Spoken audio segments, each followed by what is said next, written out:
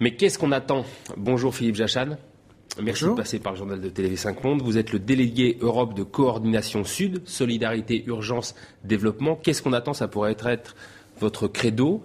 Vous avez entendu le discours de Nicolas Sarkozy avant-hier.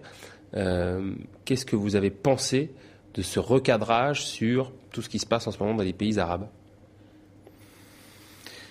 Recadrage, je ne sais pas si c'est un recadrage, en tout cas c'est peut-être un rattrapage ou une tentative de rattrapage. Ce que nous avons pensé à Coordination Sud, c'était d'abord peut-être enfin une intervention à ce sujet-là, enfin peut-être la France qui se remet sur les rails de l'actualité extrêmement brûlante dans cette région du monde. Donc bien mais insuffisant. Dans toute cette région du Golfe arabique et de l'Afrique du Nord, en ce moment il y a donc des soulèvements.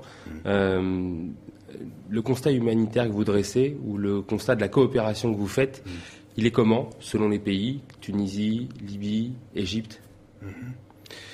Le constat actuel. Oui.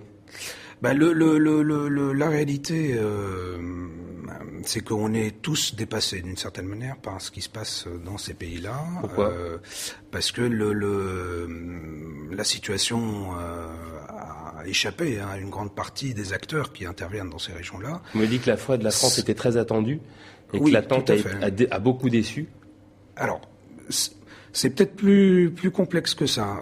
D'abord, nous avons des situations dans les pays, pour ceux qui les ont connus, qui ont bien voulu les suivre depuis un certain nombre d'années, qui aboutissent aujourd'hui à quelque chose qui pouvait être attendu,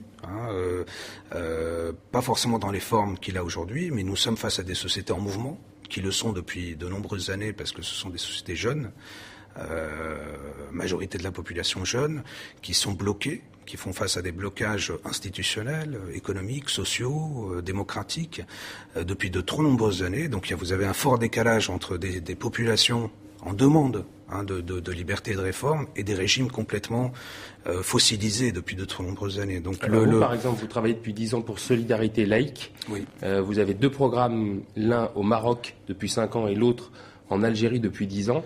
Pour l'instant, ces pays n'ont pas bougé. Est-ce que vous pensez que les situations vont perdurer ? Alors, plus précisément, nous sommes au Maroc.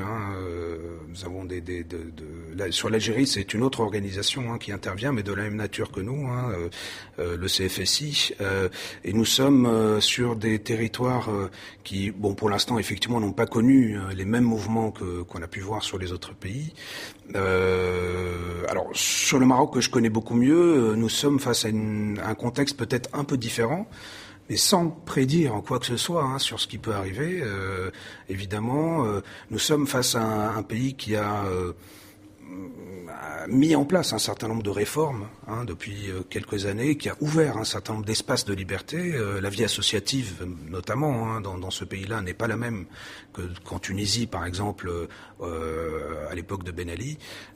Donc vous avez des espaces d'expression pour les sociétés civiles et les populations qui existent, donc des formes de soupape aussi, de décompression. Ça ne veut pas dire pour autant que ces pays-là ne font pas face aux mêmes soucis économiques, notamment pour la jeunesse. Et c'est là-dessus que nous essayons de travailler, notamment au Maroc, pour amener les jeunes à trouver un emploi, pour aider ces jeunes-là à avoir une formation de qualité, pour les aider à s'investir, à se réinvestir dans la vie associative, dans la vie civique, dans la vie citoyenne à laquelle ils ne croient plus, dans les partis politiques notamment, et de travailler aussi au dialogue entre les sociétés civiles et les pouvoirs publics sur les politiques de jeunesse, c'est-à-dire ouvrir ces sociétés-là à des politiques plus démocratiques, plus participatives et plus redistributives. Parce que ces pays-là, l'Algérie notamment, font face à un vrai souci de redistribution, ou en tout cas de confiscation d'un certain nombre de moyens économiques, notamment par des élites ou par une minorité au pouvoir, ce qui donne des ruptures violentes comme on les a connues en Tunisie ou en Égypte notamment. Coordination Sud, vous me disiez que c'est une plateforme, donc une sorte de syndicat de toutes les ONG, ou enfin d'un grand nombre d'ONG françaises, ça en regroupe 130. Vous êtes plutôt optimiste, vous m'avez dit, mais il y a 3 points qu'il faudra régler. On peut les citer pour vous ? Oui, alors nous, d'abord, on salue ce moment historique que vivent ces pays-là. Nous pensons que nous sommes face à un temps historique unique dans la région et dans les pays du sud de la Méditerranée. Et on regrette d'ailleurs que ça n'ait pas suffisamment été salué en ce sens. Parce que ce que vivent ces pays est assez majeur et aura un impact très important sur la région et sur les relations entre l'Europe et la Méditerranée. Donc il y a lieu d'être optimiste aussi, parce que ce sont des mouvements jeunes et des mouvements qui sont fondamentalement démocratiques. Maintenant, les enjeux sont devant nous, donc il y a effectivement un certain nombre d'enjeux majeurs. Le premier, il est interne, c'est la capacité de ces pays-là et de ces sociétés à s'organiser. Vous me disiez par exemple que la Tunisie, ça ne fait que commencer finalement la révolution, et que la plus grosse crainte, c'est que cette révolution soit confisquée. Soit récupérée, ou qu'elle soit détournée. Comme en Égypte, pareil. Comme en Égypte. Et pour cela, il est nécessaire d'être en appui aux sociétés civiles, au tissu, au cadre de ces sociétés-là, aux partis politiques pour la modernisation des structures intermédiaires de ces pays, pour qu'ils puissent assurer cette transition dans les meilleures conditions. Le deuxième élément, c'est évidemment les réformes démocratique, mais c'est aussi la redistribution des moyens, donc plus des richesses, la réduction des inégalités essentiellement, qui constituent de vraies fractures au sein de ces sociétés-là. Et puis dans cette région du monde, dans la relation que nous avons avec l'autre rive de la Méditerranée, finalement, restera toujours aussi la question israélo-palestinienne qui demeurera dans les ressentiments des populations. Aussi une question qui sera fondamentale à régler si on veut arriver à ce que les Européens et les Méditerranéens avaient déclaré en 1995, au moment des accords de partenariat euro-méditerranéen à Barcelone. Alors ça, c'est une région de prospérité et de paix commune. Ça, c'est plutôt pour une vision à long terme. Mais alors, il y a un point crucial sur lequel vous souhaitez intervenir, notamment, en tous les cas, avoir une position peut-être marquée par rapport aux autres, c'est que effectivement, pour vous, l'option militaire est surtout pas l'option qu'il faut mettre en avant en ce moment. Non, certainement pas. D'ailleurs,